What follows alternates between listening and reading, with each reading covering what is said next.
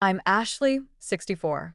Standing in the opulent ballroom of the Hartford Marriott, I'm surrounded by the city's elite, celebrating the Velma Morrison Foundation's remarkable achievements.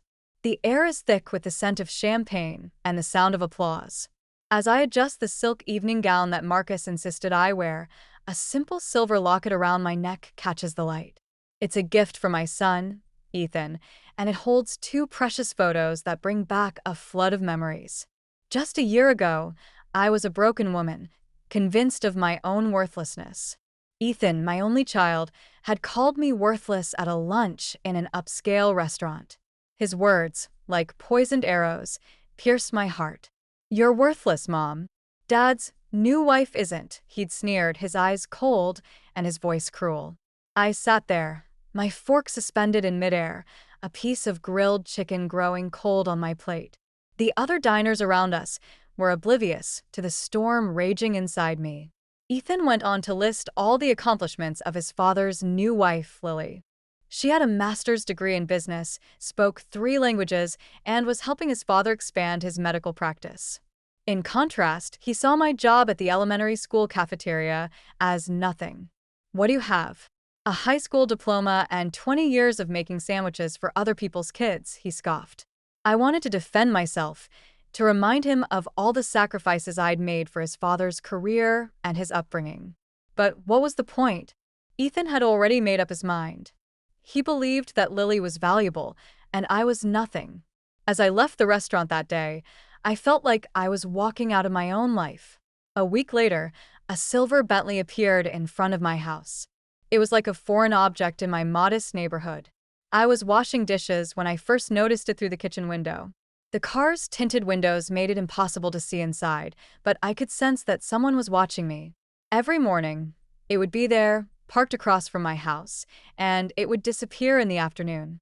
It made me feel uneasy, like I was being stalked. One Monday morning, as I was trying to get a better look at the driver, my phone rang. It was an old classmate, Henry. He told me that Marcus, my first love, had been looking for me for decades. Marcus had built a business empire and was now one of the wealthiest men in New England. But he was sick and he wanted to see me one last time. I couldn't believe it. Marcus had been a part of my past, a memory that I'd buried deep inside. We had been teenagers in love, but life had pulled us apart. My parents had moved me across the country after high school, and we'd lost touch. Henry's call was followed by a flurry of phone calls. Marcus had told people he was coming to see me, and now everyone wanted to know about me. By the time I finally worked up the courage to walk outside and approach the Bentley, my phone had rung 53 times. Marcus stepped out of the car, and I felt the breath leave my lungs.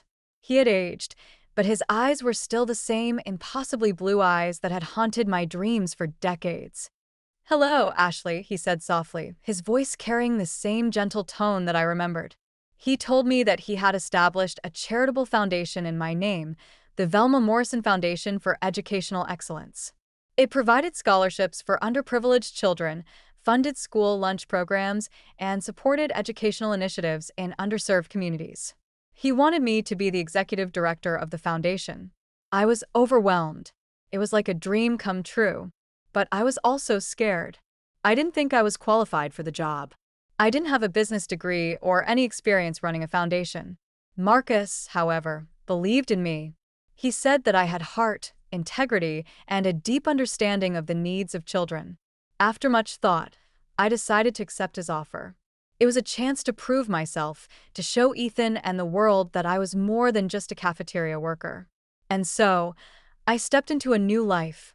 A life that I could have never imagined.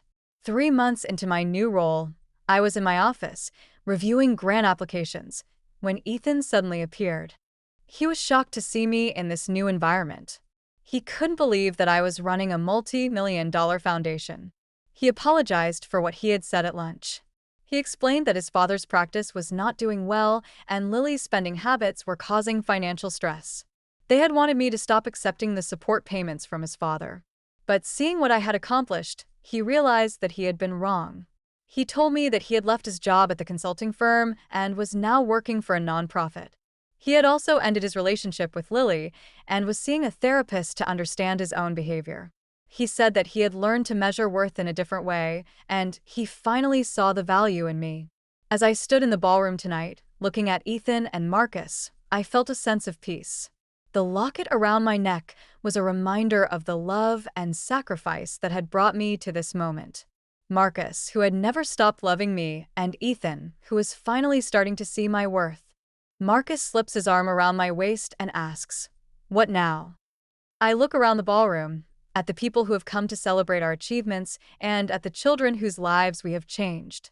Now we go home, and tomorrow we change more lives, I say. I smile at my reflection in the ballroom's mirrored walls. The woman looking back at me is confident, radiant, and full of purpose. After 64 years, my life has finally begun. And as I look forward to the future, I know that I am ready for whatever comes next.